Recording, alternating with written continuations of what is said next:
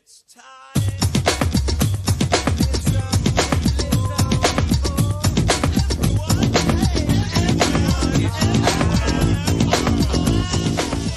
Yes, welcome back to the podcast. King of the Couch here on the mic again. Special bonus episode, I think. We've just kind of decided that before the episode. I'm back, episode, we'll call it 129. I believe that's where we're up to. I'm sitting here with a little beer. Thank you very much. And I've got one of the greatest, the OG Kingsman himself, Jarrud The Wizard Sukjai. Fucking pleasure to have you back, mate. Thanks, man. Thanks for having me again. And all good. How you been? It's been... Yeah, I've been on the podcast since last year. Yeah, it's been a while. Yeah, it's been really good, man. Just had a week off of holidays. That was good. That's what we like to hear. Yeah. Back, you had holidays, right? I can't. It's like February now. Christmas was like Yeah, 2 but months ago. I don't get time at Christmas, so I had first week of February off. Yeah. So I hadn't had holidays since like sometime in November for a few days, but yeah. Good wholesome family time. No Yeah. doubt. Well, I had the boys because school isn't still not a thing. Yeah. What's up with that? What was the train of thought behind? We obviously don't follow the news. You and I. We come on here. We just spit giant theories. Yeah, well, I think what the was that about? train of thought was, the Omicron wave. I think the reality may have been, and I could be wrong, this could be a conspiracy, that there wasn't enough teachers or something, there was a teacher shortage or some issue because so many teachers aren't vaccinated and don't want to be. Something like that. And it could, and like I said, I could be wrong. But it was good to have an extra week off for the boys. We pretty much went to the beach every day, twice a day, sometimes 3 times a day. It's so good, man. It was good weather. Yeah. We're living one of the luckiest places, I think. Yeah. We're lucky to live in this place. Yeah. Whatever I'm trying to say here. I went for a walk this morning with Timmy, and he's from Melbourne, shout out to the Melbourne fans. But he was just like, man, he's been here a year now, and he's like, I'm stunned that I live here still. I can't believe this is our fucking backyard. Yeah, and I'm like, fully. yeah, true. It is, it's a solid place to live. It is a solid place to live. Just checking the levels here, mate. We're all good. But, mate, it's good to have you back. I know we've got a bit of a juicy year planned. Anyone that's been listening to the show for a long time knows you're not a new face. You're an OG. We were just talking. We've done about 6-7 episodes together. Yeah. And this year we're launching the Balls and All segment. Yeah. I believe that's the working title. I haven't done an extensive search online, but I don't think it's trademarked anywhere. I was surprised. But yeah, we're going to be back, and I think we've got sports starting this weekend. We've got a bit of UFC, bit of NRL. I'm fucking excited for the sport to come. Yeah. It's so long between seasons. You know what I mean? Oh, yeah. I like the fact that UFC keeps going. That's awesome. Yeah. But we like sport. This is an especially good weekend with the card that's on, but also with the Indigenous Allstars game that's happening Saturday night, which is something I always look forward to every year. Mate, I'm ripping and tearing. Oh, yeah. You can see here. We've got the video tonight. For the Oz Tag team that I created, the Flaming Moes. Mixed C grade. Didn't get to play because there was a blackout on the field on Monday night, but on Monday night coming, we are ready to rip and tear, play 2 games in one night, and it's going to be a lot of fun. So you wouldn't hear about that. Hey, could you imagine just rocking up to Sutton Court one night and just going, fuck? Well, it's going to be on KO. Blackout. It's going to be on KO for pay-per-view. No. Man, I'm excited for you, hey, because I've seen you just grow over this last year. Now you're a captain coach of the local touch footy team. Oztag, mate. Oztag, sorry. How could I forget? Is that the one where there's a little ribbon in your pants? You got to take it out. Yeah. Velcroed on the side. Yeah. I think that'd be better. That's kind of like the next step towards tackling. I played touch, TRL they called it. I think the main difference between touch and TRL is that you can do a bit of chip and chase. Yeah. I was a chip and chase all-star. Yeah. But unbeknownst to me, I'd played soccer my whole life. I was a foot man. I wasn't a hands man. So I was pretty cooked.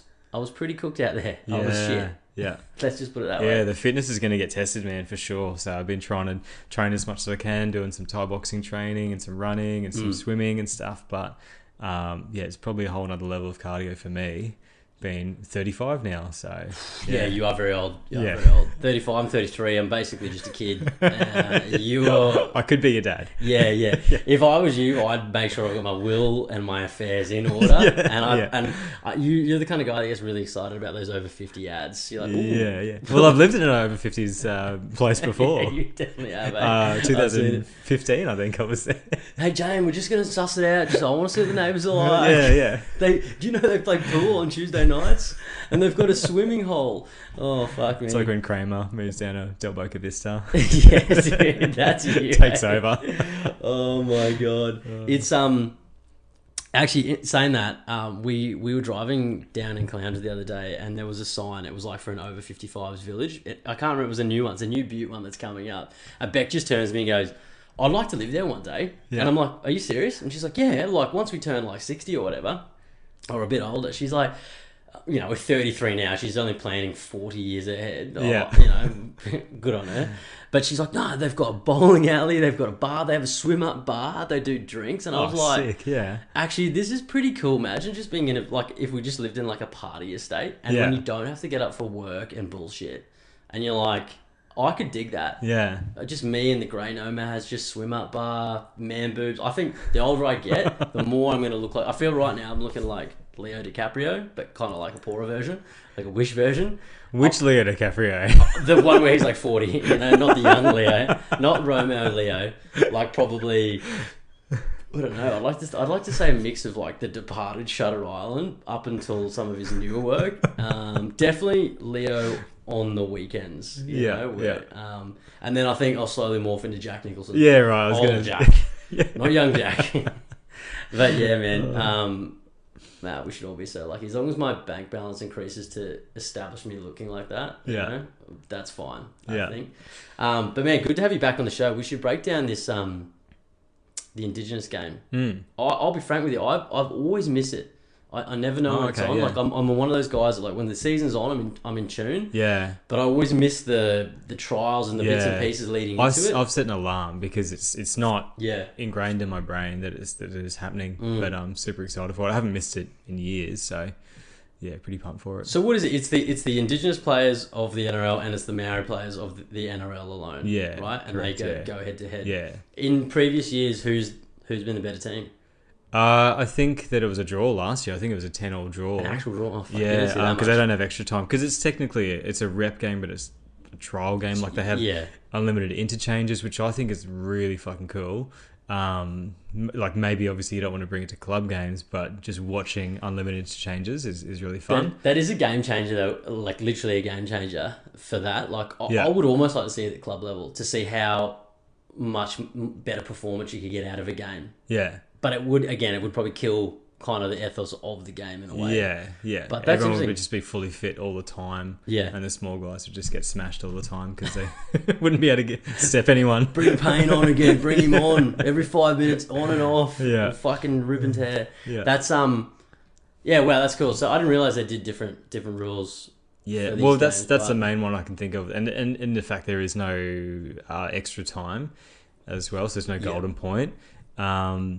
There's been a few people pull out, been a few injuries, but I think it was a day ago that my man Josh Adakar got made as captain. So he'll be captaining from the wing, which is not something you see every day. So that's pretty exciting. Look, if anyone's the man on the Indigenous team, I think it's him. Yeah. He's been around for a long time now. He's definitely earned his stripes. He's great. I'm excited to see him this year go into the role outside of the Storm. Go with the Dogs, because the Dogs have recruited really well, but they had a shit season last year and they still recruited somewhat well. They've got so many good names now. Yeah. It's like it's a completely different team. You have to go well. Yeah. Or someone's getting the axe. Yeah. Probably Trent Barrett. Yeah. But fingers crossed he goes well. Yeah. So I'm pretty excited for that game. I mean, I'm not going to read too far into it. I go with the Indigenous team. Obviously, being an Australian, like I want them to win, but I want to see a good game of footy, regardless. So yeah, I'm looking here for the punters watching. I'm looking over at the team list here. What have we got? The Maori Indigenous. So there's a fair few names on there. Dylan Walker for the Nicarima. Obviously, there's a couple of people injured, but Jay Fisher Harris, like my favourite player, what's his name? because I've forgotten his name because he's my favourite player. Selwyn Cobbo's on the reserves. We like that. Yeah. Kalen's not playing, is he? No, he's not. Jordan Ruppin is at fullback for the I tell you Maori what, team. there's some fucking great stock in these teams. Oh, Like really good players. I'm pumped for this game. Yeah, It's really good to see, isn't it? Like the game is obviously, NRL. It's an Australian brand game, whatever it is. Rugby league is international, but looking at these team lists, and this is obviously not every player in the NRL. There's like between the Maoris and then the islands and the Indigenous players. There's like so many good players. Yeah, like fuck me dead. Go through the list. You've got what's his name? You got Brent Naden, unreal. Addo Carr. Nicholas Hines. That's not Nico Hines, is it? Yeah, Nico. Yeah. Is it? Yeah. I always thought his name was just Nico, not Nicholas. Yeah, no. Why'd they do that? He's He's been playing a year now to change his name. Yeah, wow. Fafita. I like that Albert Kelly and Andrew Fafita. So he hasn't really played much lately because he got that throat injury. Didn't he have that throat injury? Yeah, but then But he's keen to come Dave back. Fafita's in there. Yeah. He's been a mainstay of that team, Andrew, for a few years. And yeah, man, I get up for that game. Like, I find it more interesting than most test matches, to be honest. That's the one thing about NRL I can't get into is the tests. I just, for the sake of balls and all, we might have to watch it this year, but I can't get into them. I mean, State of Origin, the Mecca, that's the one. But yeah, I just can't do it. I'm like you. Yeah. So this will be good. I miss it every year, but I'm excited. We got friends up. Obviously, we were going to try and get together and watch it. Probably won't happen, but I'll be sneaking on the telly. Yeah. I'll sneak it on the telly. Oh, it's got to be background for sure. It's a perfect background event that I'll be heavily peering over. And if you don't like it, you're on Australian. Yeah. So yeah, it has to be on. I'd be fucking racist if I didn't watch it, So I don't even know if you can say that, but I'd look bad if I didn't watch it. As a fan of the game, you got to tune in. But no, in all seriousness, it's going to be a good game. I think. I'm going Indigenous Allstars too. I think they just look like on the paper here. They just look like their team's a bit better. I'm going to say 18-12. Yeah, I like that. I'm going 18. No, fuck that. 18 shots at 2014. I'm just edging you here, eh? Nah, it's gonna be a close one. It's gonna be a high scoring game. 2018. Yeah, right. It's gonna be close. All right. I'm feeling it. Coming off the long break, COVID. I'm sure people have been sick, so hopefully get a good game. Actually, I hope they're fit. Yeah. You guys out of breath? I'm fucking tired, eh? Sick. Other sport we got on the weekend. UFC 271. Yeah. I initially thought before this show I'll air this on Monday night, but I'm thinking, nah, we'll do this as a bonus episode and we'll do another episode on Monday.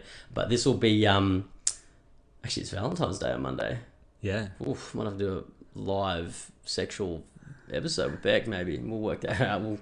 I'll run some stuff later when you're not here. But no, we got UFC 271. I'm fucking gutted because I haven't been doing the breakdowns as much as I liked. Beck's been working on the weekends and I've had to be a dad. Obviously, that's fine, but I've been missing the cards, and I hate missing the cards. Obviously, I had a Christmas break, and it was sort of not on. But we've got UFC 271 this weekend. It's a fucking stonker card. You've come out with a Hail Mary too, and you said, I'm very keen to watch this card. Gonna put the pay-per-view on. Yeah. I was gonna wing it to the pub on my own. Yeah. That's kind of guy I am. Yeah. And then you came at me like you're just an angel, and I was like, mate, count me in. So my history with UFC pay-per-views is this will be my first, This is your first, The previous time I went and watched a fight live was Izzy versus Yoel Romero, which was shit. Sitting in a pub by myself, watching one of the worst title fights, and not because of Izzy, because of Yoel just refusing to fight. But the women's fight beforehand was Zhang Wali and that was Joanna one where she come out insane. looking like fucking Rocky Dennis. Yeah, she looks insane, like the Elephant Man. But previously, like the only time I'd pretty much paid for a fight and gone in with people was when John Jones fought Rashad Evans back in I'm going to say 2012 or 2011. It was that long ago. You are definitely showing your age here. That is showing 100%. your age. Yeah. Yeah. That's Rashad Evans, just speaking to him, he's now fighting in Eagle FC, Khabib's new organisation. Yeah, he that's just right. fought on the weekend. Yeah, so Apparently he it was a good retired fight. and came back. Yeah. See, I had a big thing when I was training Thai boxing and had some fights and stuff. I watched a lot of UFC and a lot of K1 kickboxing. Went away from it after I stopped training, and so missed that whole period of time when like Connor sort of rose to fame and all that stuff. And then sort of have come back into it now as I'm just trying to find motivations to stay fit and train myself. So I've kind of just come back in at a good time, I think. That was my claim to fame. When Connor was on his rise, that was my rise as a UFC fan too. I feel like I grew with Connor there. You know, I dabbled in the UFC just I think you've both influenced in that same manner.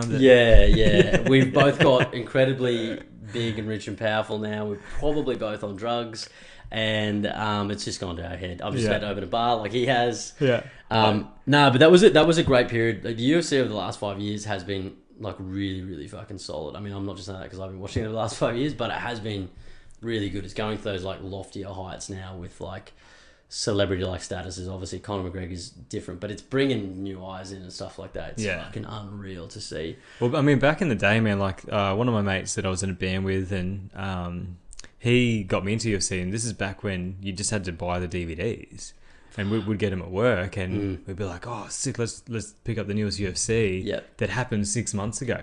Yes. But we didn't know what the result was because you wouldn't go and like look for it, you wouldn't Google or whatever. So you'd watch a fight that was happened 6 months before, not knowing who had fucking won.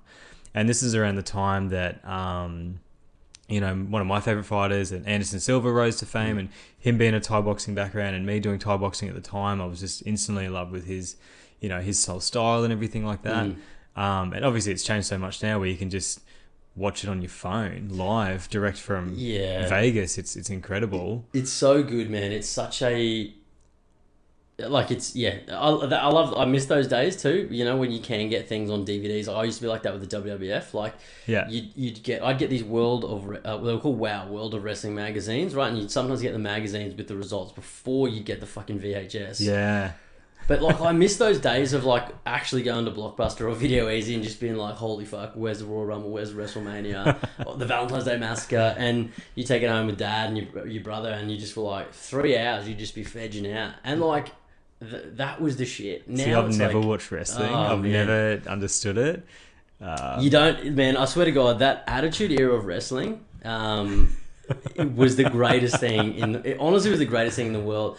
It's so great that I'll still probably on a weekly occurrence still look at like Stone Cold footage and stuff. They've got a any wrestling fans out there, there's a documentary series on Binge. It was like an 8-part series, and they look at a different wrestler each week. So it's got Stone Cold and Shawn Michaels. Right. Really good. Fuck, man. I was like a little bit tipsy a few weeks back over Christmas watching the Stone Cold one, and I was like, takes me back to being a boy. It was like a fatherhood figure right there. Oh, there you go. But dude, that's going back, the old DVDs. So this is good. So this card this weekend is the rematch of Izzy, Adasanya and Robert Whitaker. 2. I like a rematch sometimes, but this rematch I'm actually pretty excited for. And it's a rematch that makes sense based on where, you know, they've gone since like Izzy's pretty much cleaned out the division and fought for the light heavyweight title and lost on unanimous decision, but on points. And I think in the stand-up that was a pretty close fight.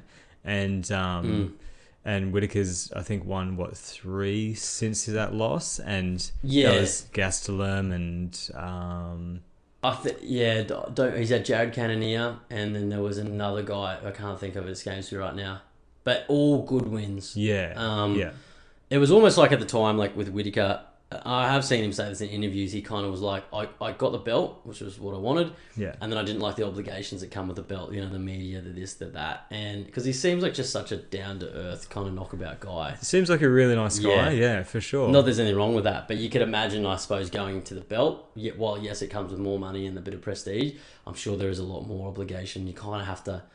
And this is probably like the Conor McGregor syndrome too, where it's like, you get the belt, and now you kind of got to be the showman, right? And I think the UFC's got a few showmen, but they could do with a lot more, and I think that's what the brass would probably want. But yeah, Whitaker, I just don't think it's like that. Whereas Israel Adesanya, he's the guy that's like, he looks good as a champ because he's got that sort of Muhammad Ali arrogance about him.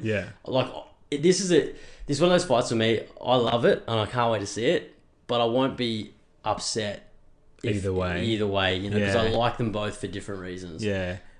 For me, it's kind of like, I mean, I would normally go with who's the most humble out of these two, and that's the person I would want to win, because I don't like Conor McGregor. You know, I'll get that out there right now, and you know that. Man, even me, like, and seeing him get choked out by Habib and all that sort of, or just getting damaged against Dustin Poirier was just so fucking much fun for me. Like, I hope personally that he just never wins another fight again, because it's like all that shit went to your head, and now you're not a good fighter because you just fed into your own hype bullshit. But with Israel, like, he's obviously really good in the stand-up as well, and I don't know if there's a factor of that's him just being like his arrogance or cockiness is just part of him putting it on or not. But in terms of styles, because I come from that Thai boxing background, and Izzy is, you know, 75-5 or what, Thai boxer or kickboxing record, and he has that sort of that Thai style of where, you know, some Thais will fight with their hands down and just be really evasive. And Whitaker has this sort of like, I would say almost karate style, jumping on the toes. It's almost brawler as well in some ways, Yeah. And he's skilled brawler, I will say. Very skilled. But his actual stance and his style and the way he jumps around is much more karate. I would imagine it could be a different martial art. Yeah. But I like Izzy's style more, you know, just a lot more interesting for me in the background that I'm from. But, you know, in terms of attitudes, in terms of that sort of stuff, you know, Rob's obviously, and he's, well, technically an Australian, like he's an Australian citizen. Yeah. He's a much more humble guy. You're thinking I should go that way. You going Izzy? I'm going Izzy. I'm thinking Izzy's going to win. Okay, but like you, I'm not going to be. Yeah, this is the one I think that makes it interesting, because I think for the division, it's always good to see the belts change hands. Like, if someone's, you know, winning 3, 4, 5, 6 on the trot, it's getting to that point where they're going, hey, like, the belt's probably going to change hands soon, like, statistically. I think if anyone in the division's doing it right now, it's probably going to be Whitaker to Izzy. But it's hard when you go, you've seen that first fight, and you go, well, it did beat him, you know? Yeah. Izzy, to me, is one of those fighters that sort of, I don't want to say he's like a mirror fighter, but like he can almost adapt to that person, you know, and like absorb their pressure, their power, their this, their that.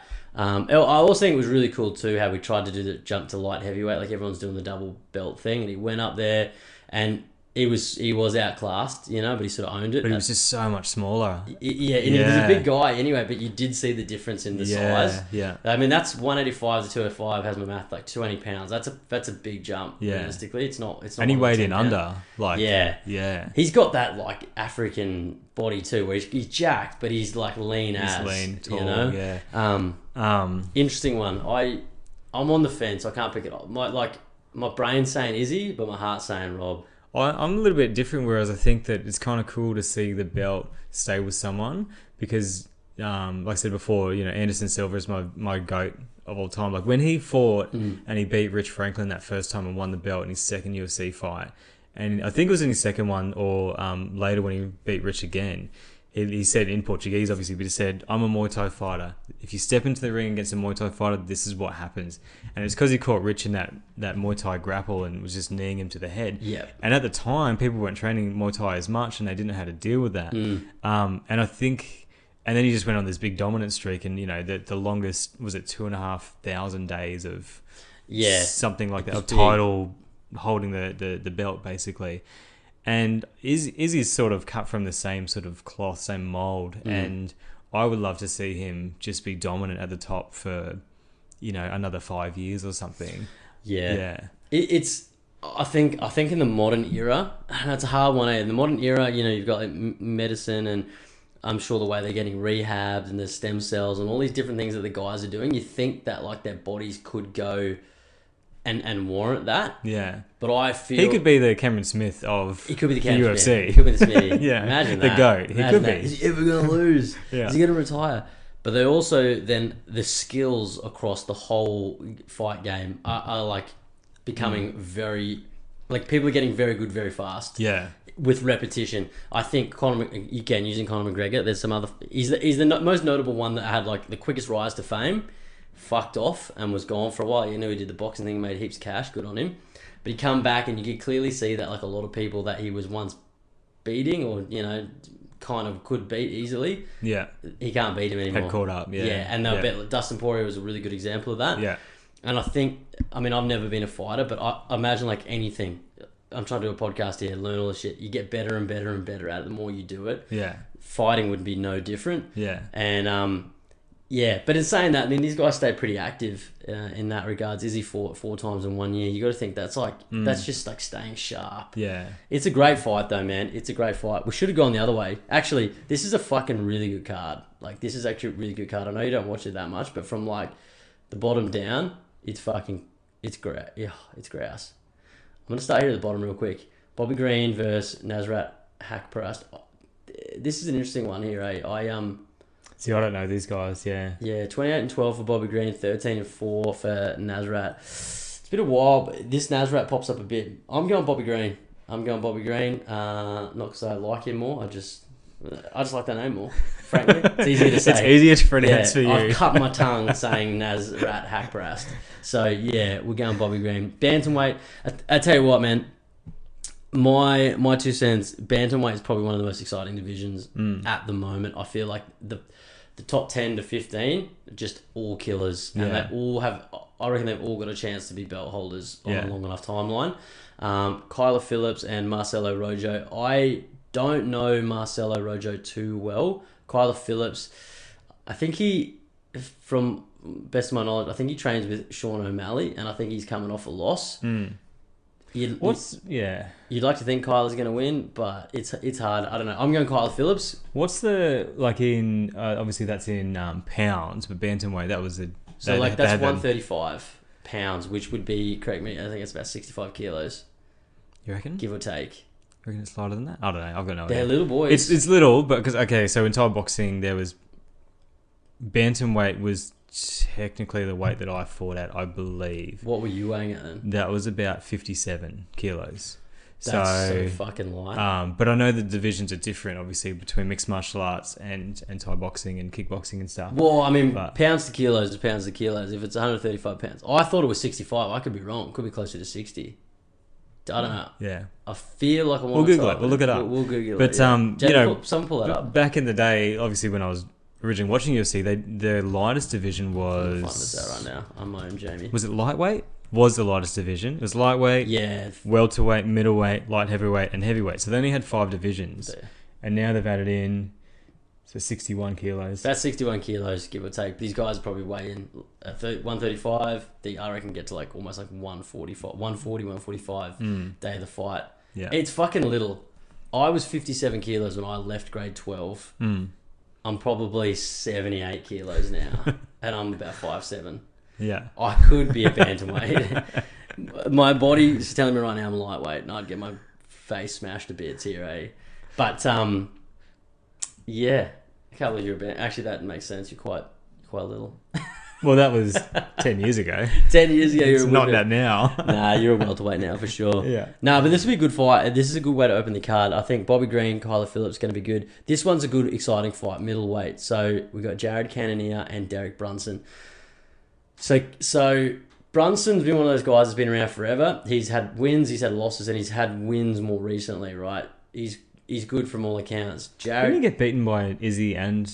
Yeah, both just quite recently in the last couple of years. I'm pretty sure, yeah. Jarrud Cannonia has been beat by Robert Whitaker, notably most recently. I don't think he's ever fought Izzy. I'm pretty confident of that. It's a pretty cool name, like Cannonia. I think I'm going to go with him. I'm going with Jarrud Cannonia too. And he has my name, so... Yeah. I will say, though, Brunson looks like Wesley Snipes in Demolition Man. He's got the blonde He's got the blonde hair. So, I mean, like... Who else is in that movie? Is that Stallone? Yeah. And Dennis Leary's in it too. Sandra Bullock. Yeah. The girl from the bus. Yeah, look at me like I just rattling off the cast of Demolition Man. So you can't knock a dude with frosted blonde tips.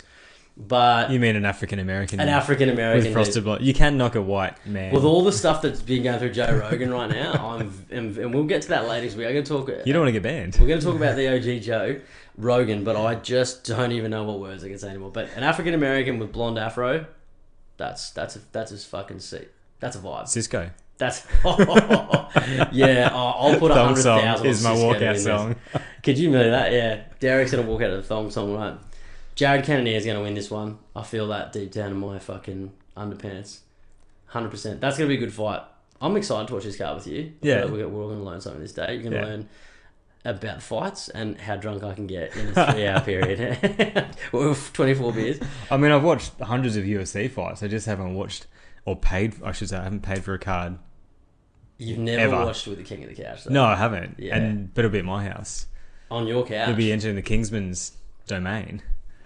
Think of it as a almost like a I don't want to say charity. That's too much of a harsh word. It's an event I'm running. Yeah. I'm coming. You've won a draw. I'm coming to your house. It's like a cameo, but in real life. Yeah. This is a good one. The co-main event's very good. I think Derek Lewis and Tai Tuivasa. You got to know. You know both these fighters. Yes. So Yeah. Derek Lewis has the most knockouts in UFC history, He's from what I can tell. He's definitely up there. He's Yeah. He's had a run of the belt. He's one of those guys. I love Derek Lewis, the Black Beast, they call him. Yeah. And I just don't know if he's going to be one of those guys that ever gets a belt, but he's always going to be sniffing around like he's going to get the belt because he's one of those guys that will like come in and just fucking rip some cunt's head off. Yeah. And then he'll come into the next fight and not. It just looks like he's tired. Yeah. I mean, when you get to heavyweights, like we were talking about bantamweights before and how everyone's a killer, like heavyweights, you know, I just look at this, like we were talking about style before with Izzy and Rob. These two guys don't have a style, I feel. They just punch. They Derek know how to Lewis- punch, yeah, and if they Ty get doesn't. hit, you get knocked out kind of thing. It's know? like, what's the game plan? One of us is going to die. yeah. Like, is this getting out of the first round? I hope not. Like, I hope not.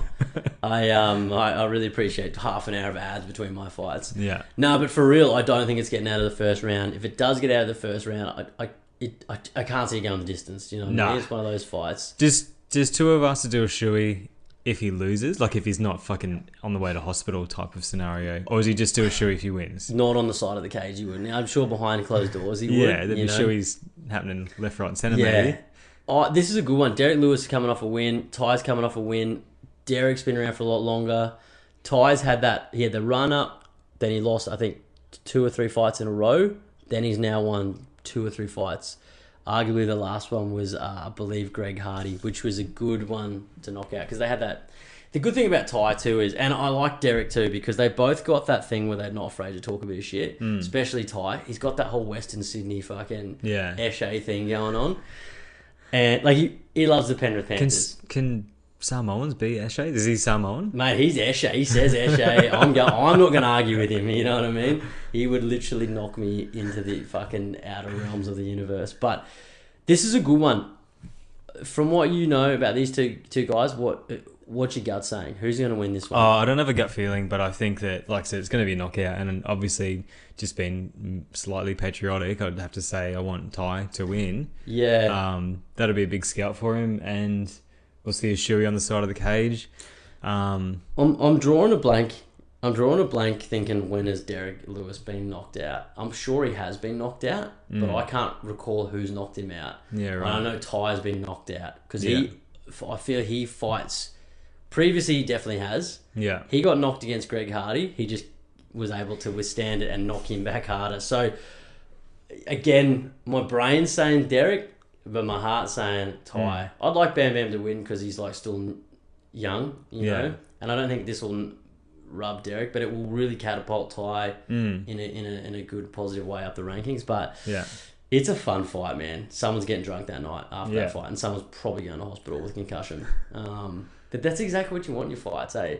I'm excited, man. So set the scene for me Sunday. I've literally got a lift there. Like, I'm definitely getting on the beers, if that's okay with you. Yeah, whatever. It's that sort of house, you know? Will your family be there? Like, if I take my shirt off at some point, The boys might watch it with me. I've been watching be heaps fun. of UFC at home. They've got to learn. They watch it, yeah. No, it's sick. It's going to be a good card. I'm actually really excited. It's been a while since I've sat down and watched a card properly. I think the last one was probably fucking like November with Jordan and actually sitting there properly watching it. Yeah. So, yeah, we're going to have a good time, man. I think... So, you go? Yeah, no, I was going to say sweet, man. Like, yeah, I'm keen. We'll just watch the main card, I would imagine, live. Like, yeah. just for money and time constraints. Like, there's so many fights. I've got the UFC Fight Pass, so we can watch prelims if you want. I probably won't come around till 1 o'clock just because of my father. I've got some duties. Yeah. I can't get the whole day off to just be a reckless fight fan. I'm that guy from the meme that has his shirt off in the crowd but it's got UFC. Just will be a face painter that day. No, I'm very excited. Your putty. Putty. So tonight, look, it's not completely all about sport tonight, but that was a good bit. It felt good to talk about sport.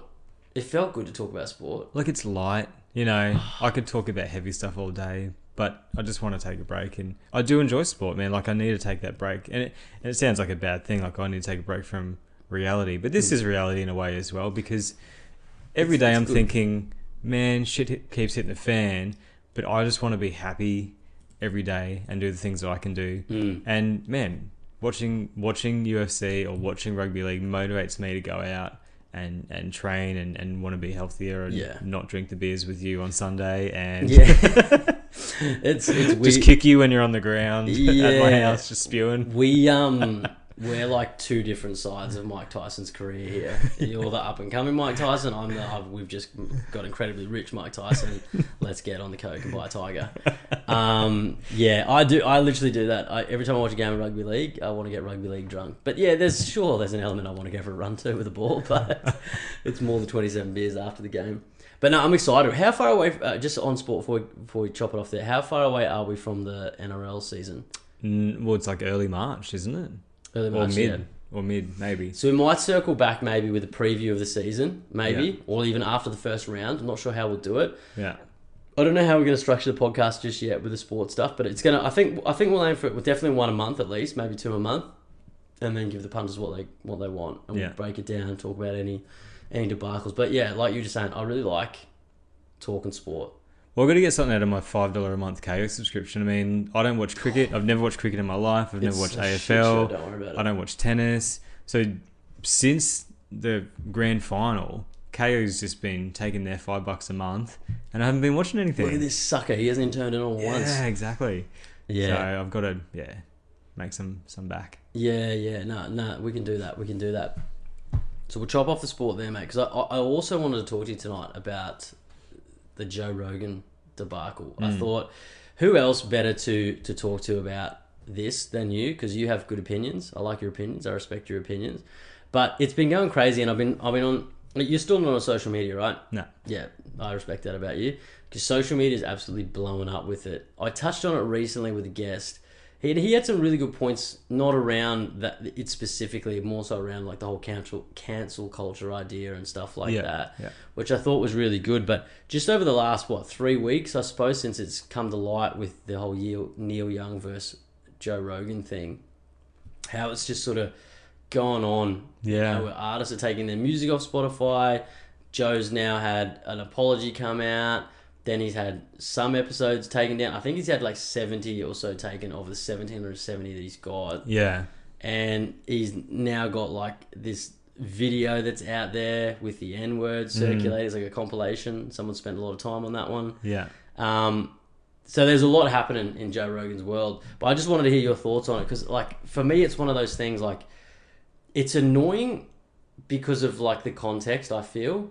And I can understand certain things as I'm watching it. I can see why certain people are doing what they're doing, but it's just it's a really interesting sort of like it's almost like a take on the modern era of like when something's said and an individual doesn't like it, it's like move straight to cancel. Yeah, we don't like it. We're not even going to turn the TV off. I'm just going to write to the news station with a fucking complaint whilst the TV's playing. There's a lot of things going on with this whole story, and I've sort of been immersed in it quite a bit because, you know, the Joe Rogan Experience is one of the main podcasts that I listen to, along with Russell Brand, and then, you know, Bloke in a Bar, just footy stuff. So they're probably the three main ones, right? And, you know, you're the one that actually sent me the thing about Neil Young, about, like, I've heard about that he was, you know, had that ultimatum, but then you sent me a video that was interesting about, you know, the financial aspect to that. With this is to do with the Amazon Music thing as well. Was that the one? I don't know if that mentioned that, but just the fact that, you know, his back catalogue had been sold to a company who was then bought by another company, and the head of that company is the former CEO of Pfizer. Which was made public about 6 days ago. So that was pretty interesting. So there are some. It's not as simple as it looks. There's some other agendas and things at play, I would imagine. I would theorize. So financial things, because we're talking about big money. Spotify's big money, Pfizer's big money, back catalogs of artists is big money. Yeah. And then the whole thing is people jump on this bandwagon of going, if I don't virtue signal and also pull my shit off Spotify, my fans might berate me, because Joe Rogan's misinformation and Joe Rogan's a racist or whatever it is. But talking to a few guys and watching a lot of videos and content about this, I guess, and we can go deeper into it, but there's so much of it that I feel like is potentially just a smokescreen to distract from other things that may be happening. Yeah. And it is important, and I really like Joe's content and him as a person from what I know. But I feel like there's a lot of other stuff that's getting left out of circulation because there's so much focus on this.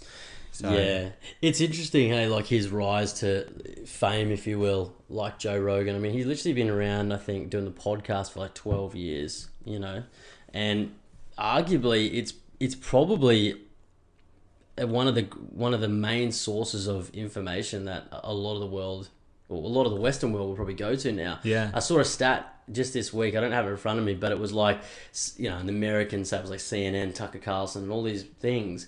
I had Joe Rogan at the top, like clearly lengths like above 11 million place. views per episode on average compared, like his views per on average was outdoing all the other like 4 or 5 major American news networks. Yeah. Average views. And I think too, like if you just look at it compared to say, okay, this is a portion of information that you're going to get, right?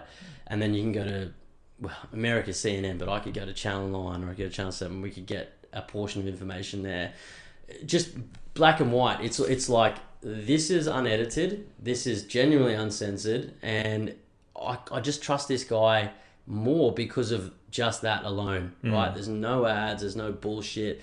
He says what he's feeling. There's some swearing, there's this, there's that.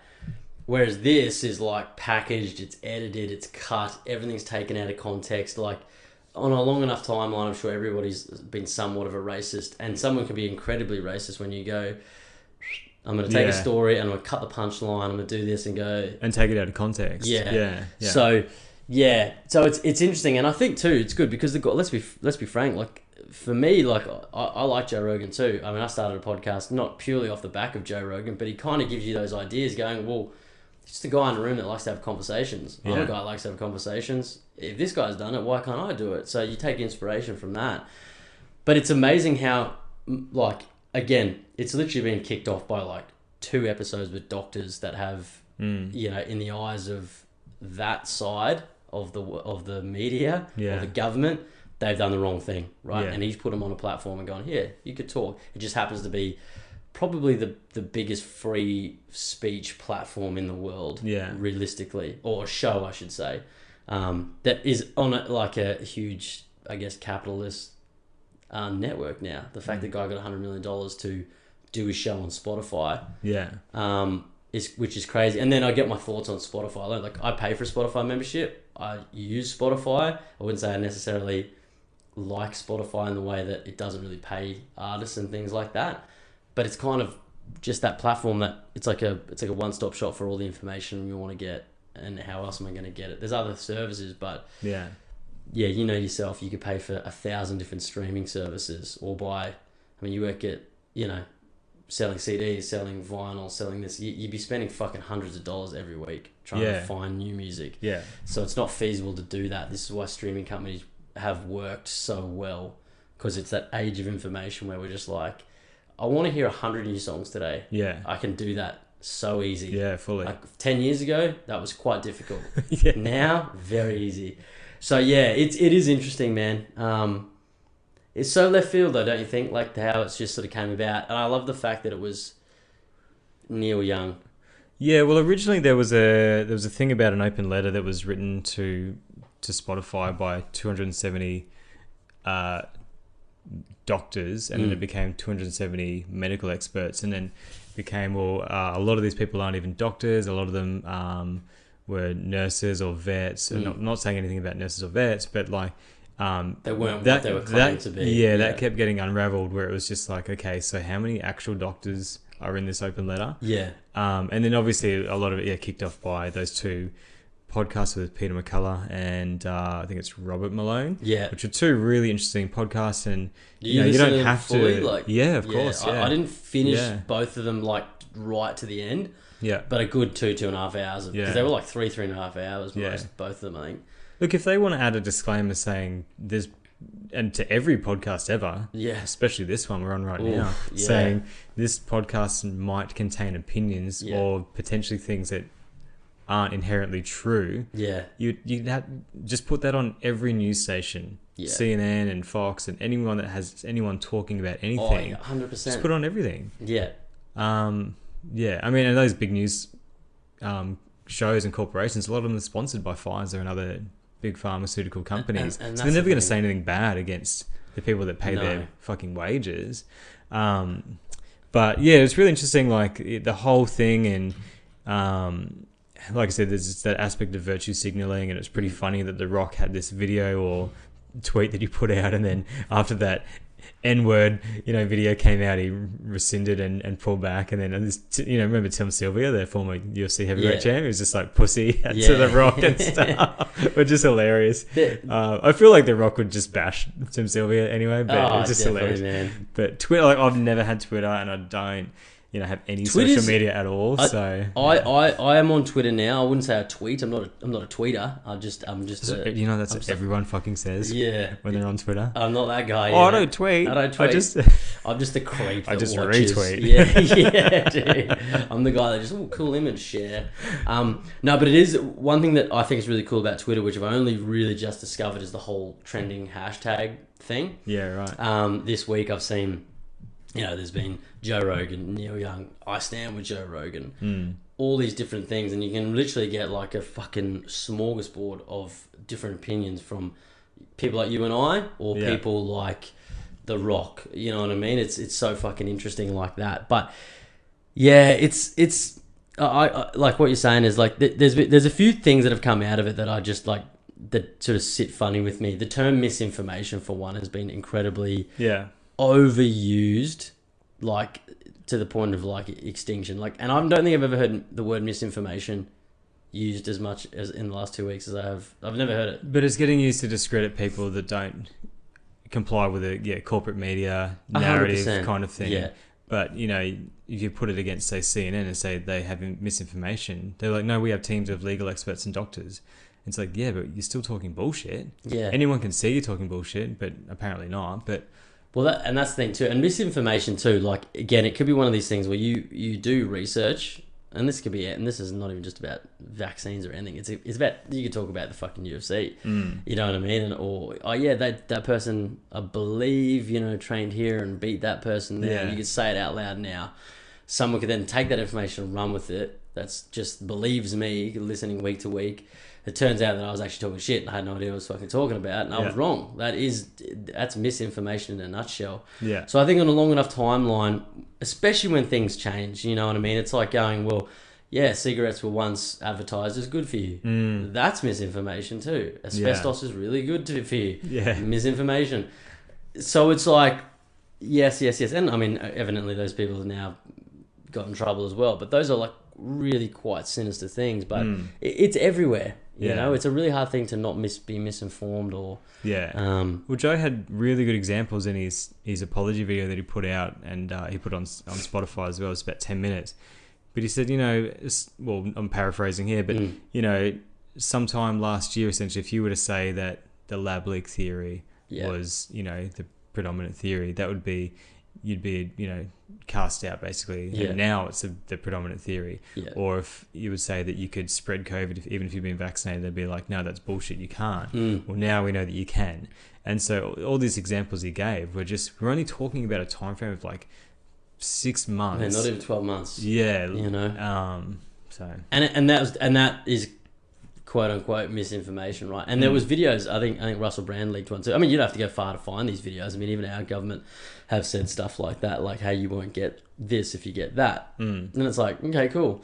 So you do that, and then all of a sudden, a lot of people have got this, even though they got that. Yeah. And it's like, okay, well, who the fuck's was wrong. Yeah. You know, and no one puts their hands up and go, yeah, we fucked up. Like that would be the cool thing if a government did that or a media company did that. And then if they just were held accountable. like, hey, listen, sorry, Yeah. thought we had it figured out and we didn't. Because like that's human beings do, right? Yeah. Like if I genuinely get something wrong, sometimes you got to swallow your pride a bit, but you go, yeah, I fucked up. And then as soon as you utter the words like, hey, I fucked up, I'm sorry, it's almost like that other person or that other side has to go, yeah. And it's almost like, oh, stop going on about it. Yeah. I've said I fucked up and I apologize, so shut up. You know what I mean?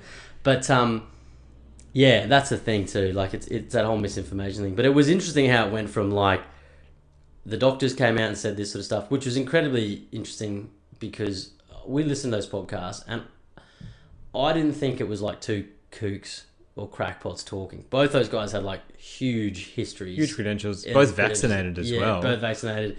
Both, well, I know definitely Dr. Rob Malone had COVID. He talked about it at length.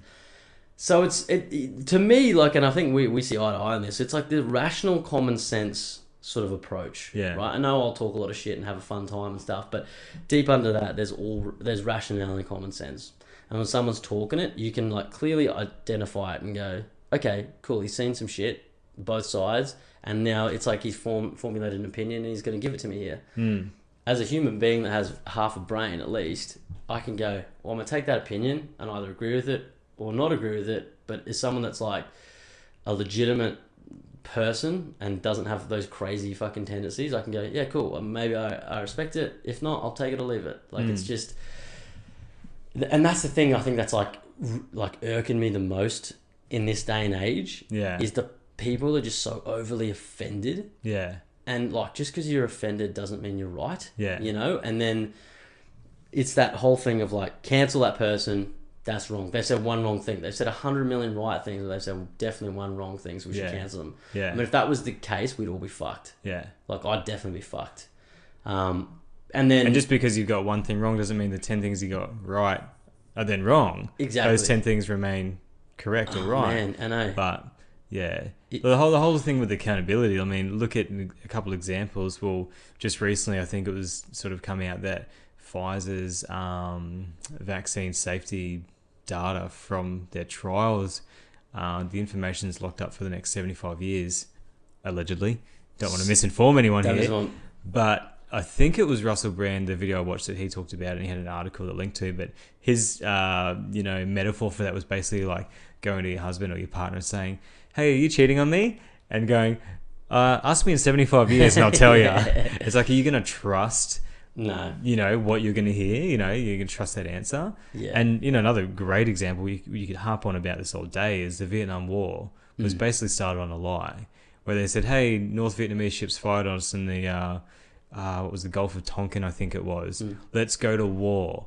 So we're talking, millions of people killed, right? Yeah. For a 15-year war that basically went nowhere and just destroyed Vietnam, destroyed Cambodia because of a lie. And it comes out 10, 20 years after the fact. Oh, yeah, that was a lie. So as we lied to you. Yeah. Or the people that lied to you, they're dead now or whatever, or they're not in office anymore. So no one's held accountable. Well, to me, that's a fucking war crime. Like, 100%. If you are responsible for hundreds of millions of people or hundreds of thousands or millions or whatever the number is of people getting killed on a lie, should be fucking hung. But it doesn't happen. Exactly. And then that's the thing too. Like, most people, again, most decent people with that common sense, they can see these sort of things, but it's just I almost feel like it's a bit scary too, and look, at the end of the day, like, we're talking about this on the podcast because I think it's a great topic to discuss, right? But I don't lose sleep over it. It's not going to stop me doing my podcast and speaking my mind. Yeah. And I think it's important to have that fucking open dialogue where you can just say, look, I like X, Y, and Z.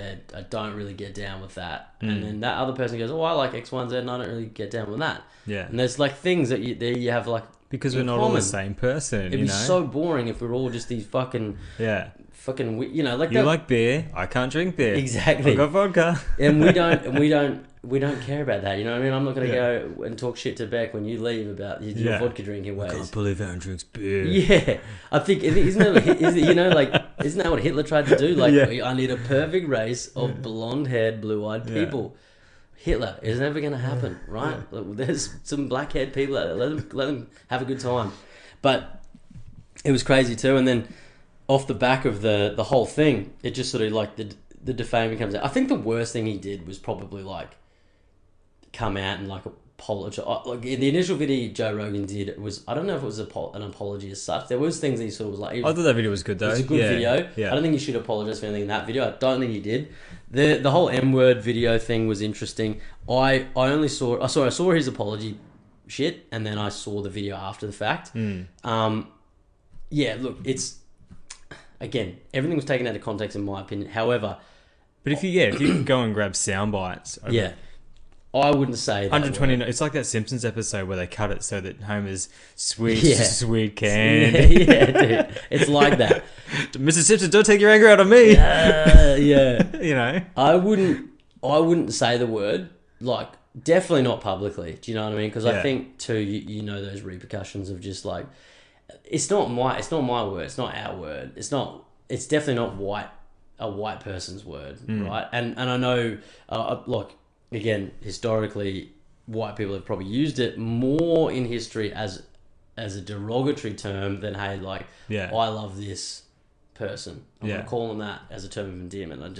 It doesn't happen. It's one of those things, like, I think that you're right, like, we probably obviously don't need to use it. It's not something that I would ever really say, but it's also like you could say fuck. Yeah. And people go, oh, it's so offensive he said fuck, why can't he just say F? Yeah.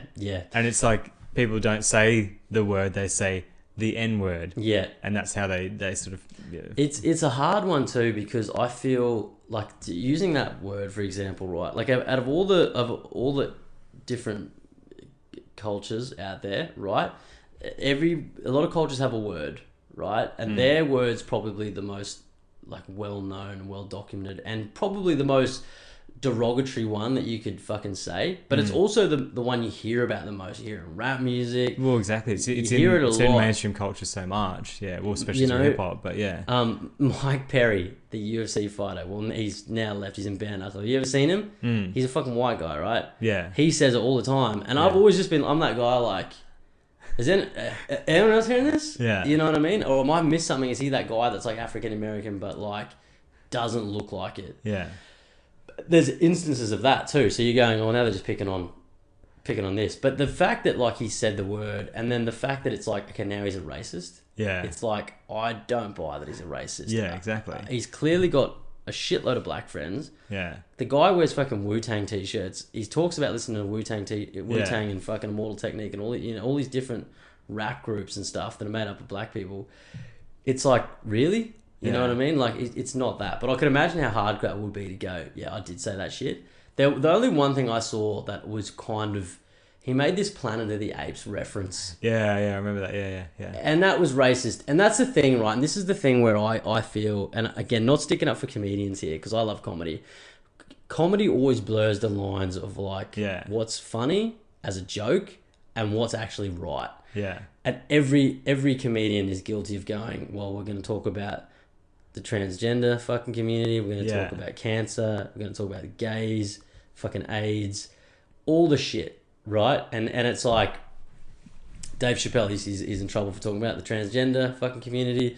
Jimmy Carr's now in trouble for making a joke about, Hitler killing gypsies. Yeah. That's going on right now in the media. And it's like all these things. So a part of me goes, is it Joe the comedian?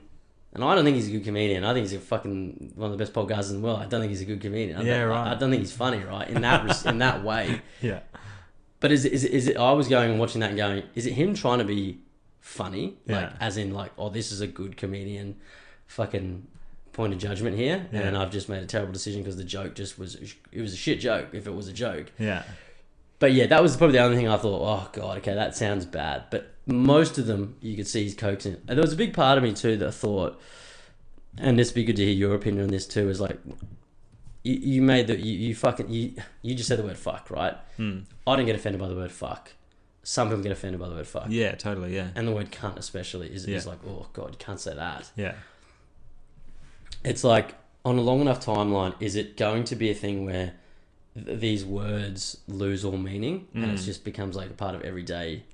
It might not in a year's time, but it could in 100 years' time. Or if we keep getting censored, do these words cease to exist because we can't use, sanitized forms of conversation. And it's like that. And I think it's kind of like if you bring it to light more, if you say it more, will it take the edge off? I think it does. Certain things, I think a well-timed C-bomb can really reiterate that you're serious about a particular issue.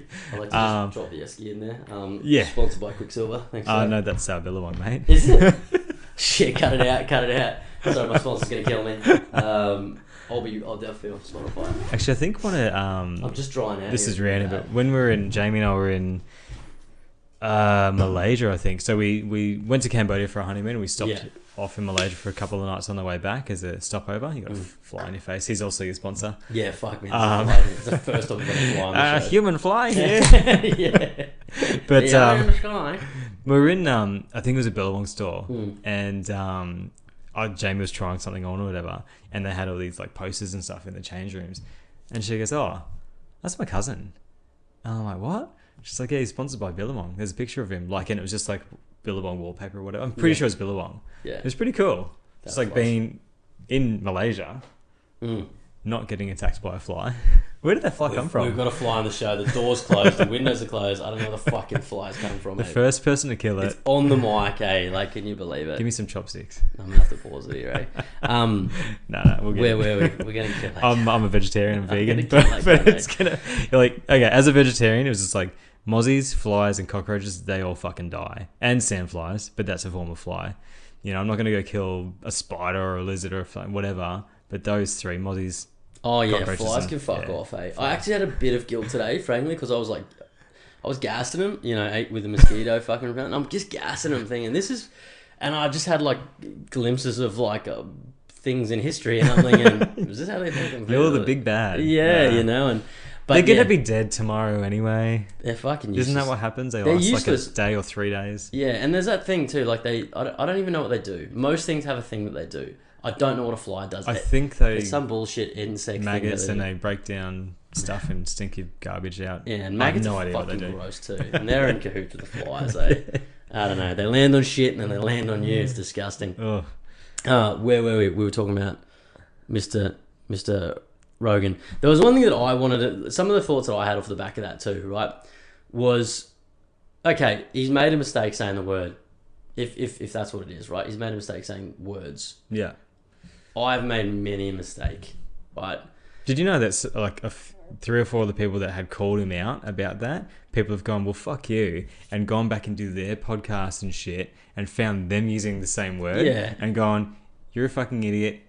Here it is. Here's a video of you using the same word. Yeah. So you got no right to call out. And that's what that whole bullshit virtue signaling thing is about. It's just like, exactly, I'm a good one. Look at me. I'm calling out the bad people. And like just trying to show everyone how fucking woke they are. It's just ridiculous. Yeah. People are just so fucking... Some people like that, especially, just dumb cunts. Like, for real, dumb cunts. Like, and I'll catch myself too. I literally will. And this is like being a self-aware human. Like, you'll go to say something online. Sometimes I'll go to type something in online. And I never get any stashes online, but every now and then I'm like, I'm going to say something here. And I always catch myself in the moment, and you sit back and you go, actually, am I right in saying what I'm saying? 50-50, you know what I mean? Yeah. So it's like that. But it's almost like this thing that human beings don't make mistakes at a certain level. They have to stop making mistakes. Yeah. They forget that they're superhuman. Yeah, they've got incredibly fucking deep pockets.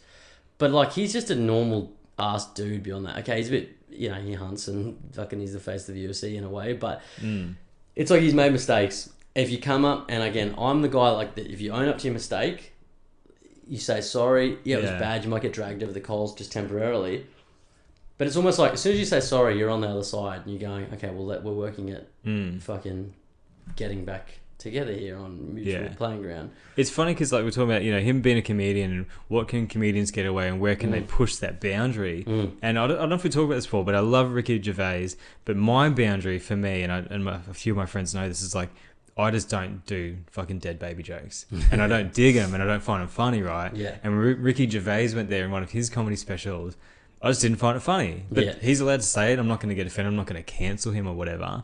But it's like, when we're talking about, people can joke about babies dying or joke about the Holocaust or joke about whatever they want to, sort of thing. Yeah. And that's okay. And I'm not saying it shouldn't be okay, because I think comedy and free speech should be a thing. Yeah. But if someone taken out of context is using a word that they find offensive, they're not talking about death, they're not talking about anything like that. Yeah. And all of a sudden it's you got to be cancelled. Like, because someone's more offended by that than the fact of, death. It's really bizarre. So it gets, to me, it gets as silly as that. Like, who's creating these standards that we have to live by? Yeah, it's dumbasses, right? And then it's like people eventually win a court case that like will help that. Like it's like breaking into someone's house and like the robber's fallen onto a knife. Yeah. And they've sued that person and they've won. Like that shit actually happens in real life, which is fucking beyond a joke. But yeah, it is like that. I think I had a point there, but I fucking lost it. But yeah, the comedian's a good one. The comedian is a good one because there's things that it's funny. It's like there's a lot of legal things, right, that you can do in real life, but saying certain things isn't illegal. Like there's not anything I could say that. Maybe, I don't know, like maybe that sounds a bit of an ignorant statement, but I could say a racist comment. It's not illegal. It's just wrong.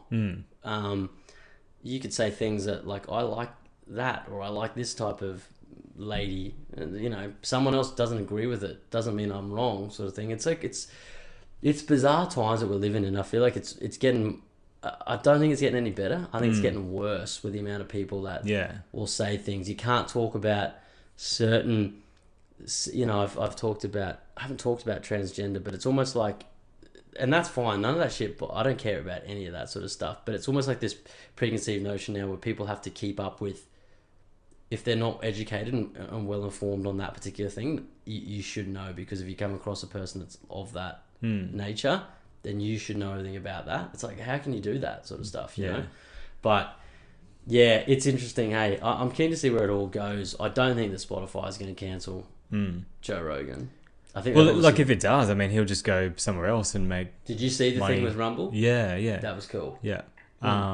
So they definitely probably need him, but one of the things that was being talked about, in some of the articles that I read, because like on my Google feed, like because I don't have social media, but all the articles were basically about this, and all of them were leftist viewpoints where they were very supportive of cancelling him and all this kind of stuff. And a lot of them were, magazines like NME, that music magazine and all this sort of stuff. But one of the things they talked about that was misinformation was this whole idea of mass psychosis, I think it was. Right. And that was the thing that those two doctors talked about. And saying, there's no scientific basis for that.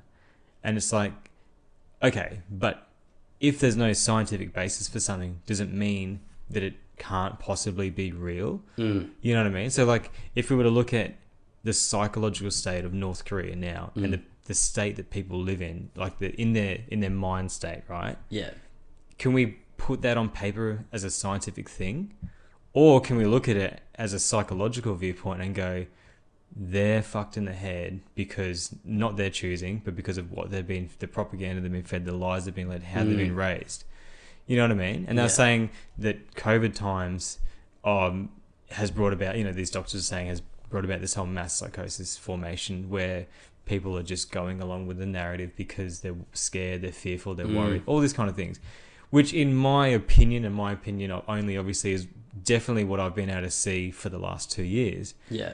But according to these people that want to cancel, there's no scientific basis for that.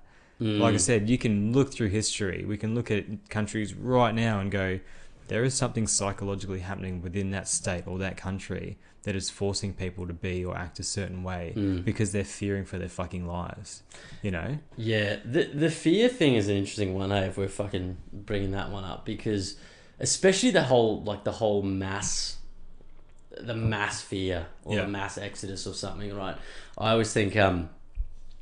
my opinion is that most people don't want to be involved in a lot of society's things. They want to like go do their job, see their family, drink their beers, watch their television, and probably just fucking be relatively quiet. Maybe have have a laugh here, have a bitch there, but they don't want to really do anything, right? So if the government tells you something, or the cops tell you something, or whatever it is, it's like, just go along. I got to go along with it, right? Yeah. It sucks, you know. It's like, I'm a battler, so it is what it is. But yeah. Oh, okay, you know, I'm not making much more money, but the expenses up there. Fuck, that's what it is, you know. Like, no one ever goes, fuck that. Like, maybe I can go and start my own business, or make more money, or hustle here, or whatever it is. It's the same thing. It's like that fear thing, right? Like the fear of. It starts with the fear of not saying what you think in a public sort of forum. Yeah. That's why, like, I'm not afraid to, like, get on the podcast and say some, I don't have a massive audience, but say what I feel about certain things. Yeah.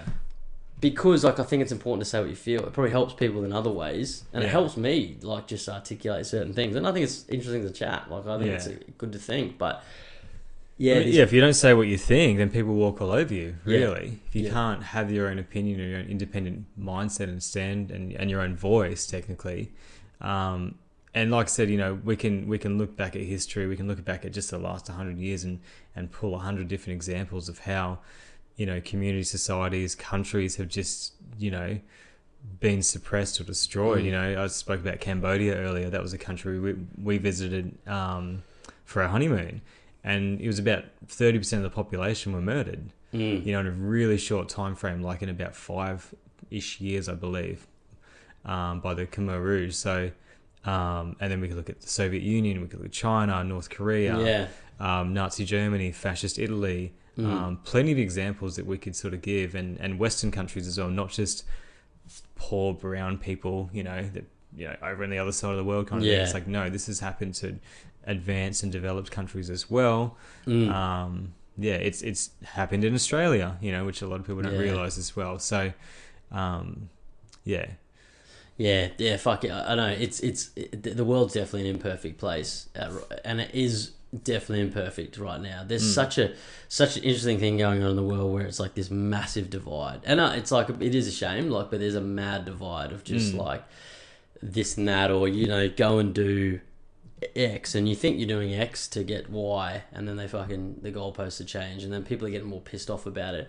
I feel like I have seen recently, like, a bit of a change in the way certain things are going. Like, I feel like people are starting to, like, less and less trust the media. Yeah, totally. They're looking for other platforms. Like, this is why Joe Rogan, he's the poster boy for it, right? The poster boy for that. But I also follow Russell Brand. I know a lot of people too that, like, they don't like him, but it's like, to me, it just makes sense. I don't think he's talking about anything crazy. He just packages it up and goes, this is what I'm seeing, and I go, and I feel like I'm wearing his glasses. I'm going, I see these same fucking thing. Definitely, you know? Isn't it ironic though, like, that the people that seem to be the most rational in this whole schmozzle comedians, you know, stand-up comedians, whether you think their jokes are funny or not, like Russell Brand and Joe Rogan and that a guy I watch on YouTube, but I followed him on Instagram as well. I think he's called Awaken with JP. He's like this redhead guy with long red hair. He's in the Czech program too. Is he? Literally, he's in on my instructional videos I was watching. I was like, so small world. But he kind of fights his fight through humor, which I think is a great way to tackle hard issues. That's why the podcast is like that. I'll talk a bit of shit about something and follow it up with a joke, because you're just like, God, if you don't make it fucking light, some cunt's gonna kill himself here, right? But and it's not about that, but I think in comedians, like, you know, they make the world go round in a way, because, like, they bring laughter, and laughter is, you know, sounds corny as fuck, but it is like one of the greatest medicines going. Like, you feel good after a good laugh. But they make you think as well. Totally. And they're fucking intelligent, clearly. Yeah. You know, they've got those sort of ADHD brains where they can just, like, hone in on a topic and research it. I mean, anyone that can get up on stage for an hour and a half and just talk to, like, 20,000 people and tell jokes, like, that takes a fucking lot of balls, Smitty that I do the podcast with, he wants to be a comedian. He's doing circuits now. And I'm like, how is it? And he's like, man, it's so fun, it's so exhilarating, but he's like, it's so fucking nerve-wracking too. Because he's like, what if someone doesn't laugh? He's like, you look like a fucking idiot. You're there to make him laugh and they're not laughing, you know. But it's cool. I've always thought about, you know, gotta be fun to be a comedian, but at the same time I'm going, that'd be fucking terrifying. Like, you gotta be so confident, you know? But man, Yeah, I don't know. It'd be interesting to see what happens with this Joe Rogan stuff. I'll be honest, I appreciate the artists pulling off their music. If that's the way they think, so be it. Go and do it. We'll say most of those artists probably have a shit ton of cash anyway, so they're backing from, their catalog on Spotify doesn't matter too much. And this is where I see some of the younger artists coming out, and they're now saying, "Oh, Spotify doesn't pay us as much, and they are a shit platform and stuff." And then people will go in the comments, "Oh, why don't you just pull your stuff off Spotify?" It's almost like you can't nowadays because the band wants to get big. They want people to find it. People are on Spotify. If they're not on Spotify, how are they going to find it? Yeah. You have to be there. It's like a necessary evil for them. I mean, I only got Spotify because of Joe Rogan. I didn't have Spotify before that. And when he made that deal, because I was just on YouTube, I used YouTube Red because I watched a lot of YouTube stuff and didn't want to have ads. And then when he switched, I was like, cool, Spotify. But I don't pay for it. It's just the free one. Yeah. Because he doesn't really have... He has a couple of ads in his shows, maybe. But they're his ads. You wouldn't know. They're not just... Yeah, exactly. Random ads interspersed in there. So. Which is worth it for you. But, I use Spotify all the time because of music. And I love it. I do love it. But I would use other platforms too. I'm not loyal to Spotify in that way. It's just that they seem to have the best thing going. Well, there's that for the listener. King of the Couch podcast, mate. Very good podcasting platform. Very good show. If you're not liking and subscribing yet, and if you like what you guys might pay it forward. How can you like on Spotify though? You can't, can you? You can follow. Then they've got a new thing that's like a 5-star review, which if everybody... On Spotify? Everybody listening, please click 5. Well, it's got to be 5. Or click 3 and tell me why. All right, follow it up with a comment or something, please. Tell me why. But yeah, it's crazy. I was glad that Rumble came out. I'd never heard of Rumble. I was like, what's Rumble? And I was like, oh fuck, so I'm gonna hook up on that platform I think too, because you can get on there and talk about anything uncensored. You want. Not that I'm worried about. And he's not. Look, to be honest, if he changes platforms, he's not going to change his podcast. His podcast will stay the same because it's always been a pretty true to heart sort of thing. And all you got to do is look at the caliber of guests that he's had on. It's like anyone and everyone. I mean, he has the most random guests people you've never heard of. Like so many people that are on that podcast that you just go, I'm interested in what this person's talking about. I'm going to find out more about them. Yeah. You can, in the same week, you can have a doctor from CNN. You can have a doctor that's a virologist that's been shunned by the medical community. Yeah. Fucking Carrot Top. You know what I mean? He's been on it. Then I'll be an MMA fighter. It's how, he's so good at doing that. I listened to him the other day with Jordan Peterson, and that's 4.5 hours. It's 4 hours, 15 minutes. So fucking long. So good. But I'm 45 minutes into it, because I don't get a hell of a lot of time to listen to podcasts, because I'm always cutting my own now, just doing my own, that guy. I'm like the Joe Rogan of Moffat Beach, they've called me. Moffat Beach don't live there anymore. I wishful thinking, Baringa. Don't say my address live, there'll be fans out the door. But yeah, I fucking lost my train of thought about Jordan Peterson. What else was I going to say?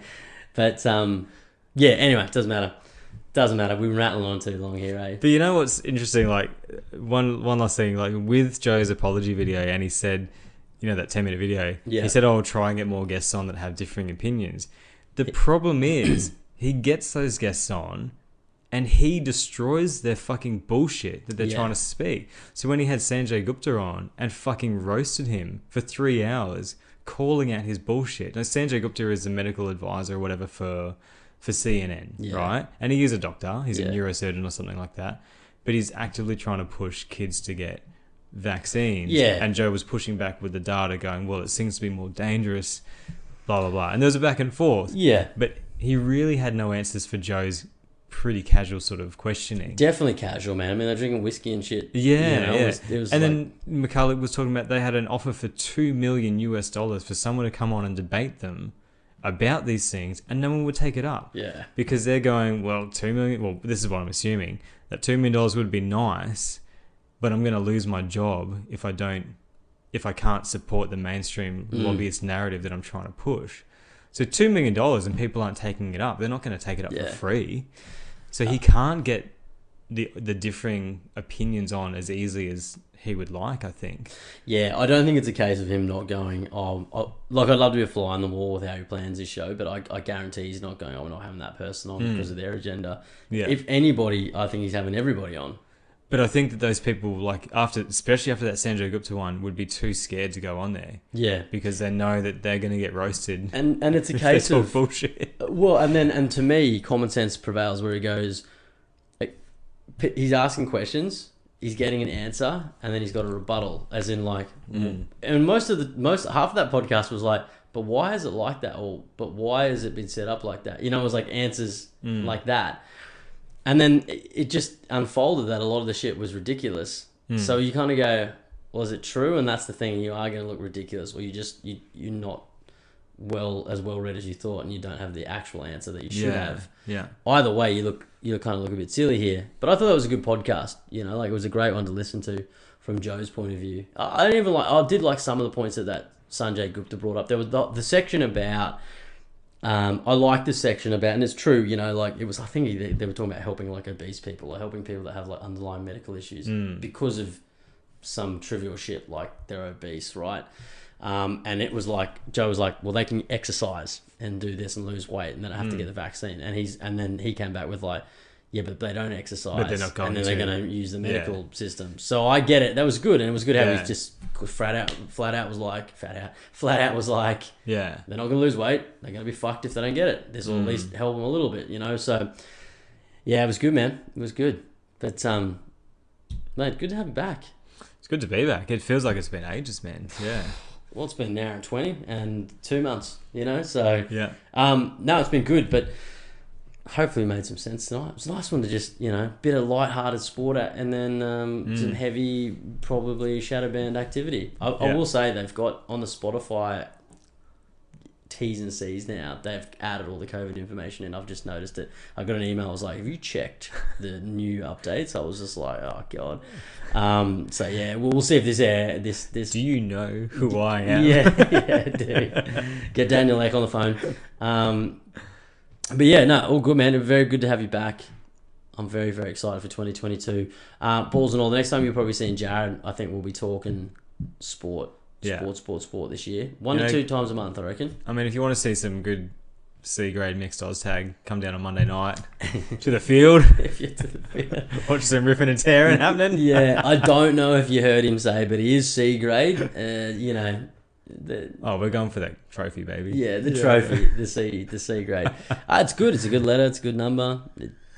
Cool. It's a pass. Yeah, it's a pass, Mark. It's a pass. All right. Yeah. Have you seen the A grade teams, man? No, you don't want to do that, man. Not on a Monday night. Who wants to work that hard on a Monday night? Exactly. You know. But no, man. Good to have you back. Little bonus episode for you this week. We'll call it episode 129, just because I'm a bit OCD like that. Yeah. Thanks very much, man. Awesome. Thanks for having me. See you next time on Balls and All. Hope you guys all have a lovely weekend. We'll catch you next week. We love you all.